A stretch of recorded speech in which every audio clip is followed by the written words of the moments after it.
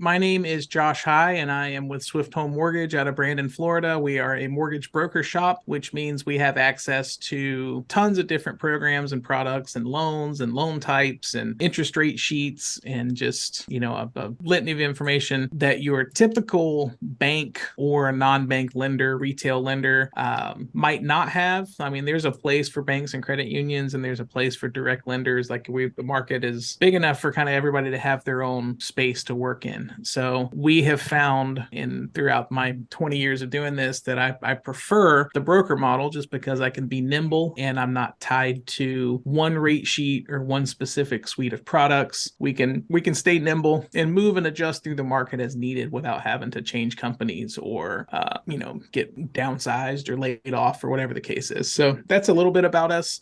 We're here in Brandon on Highway 60, right in the middle of everything. We're across from behind Famous Tate in the appliance store there on 60 across from Home Depot and Walmart. We have all of our staff here in office that we're all here under the same roof, so we all work together closely. We've got some loan officers here doing their own businesses, and I have an operations team to help us handle clients and pre-approvals and people asking questions, and then a back end to help with processing and customer service and keeping our agents informed and all that kind of stuff. So we've got a pretty good, robust product process that we've put in place here over the years, and I'd say that we're pretty on top of it. So we're all in a new market. The new is sort of starting to wear off now. We've been in it for a couple of years.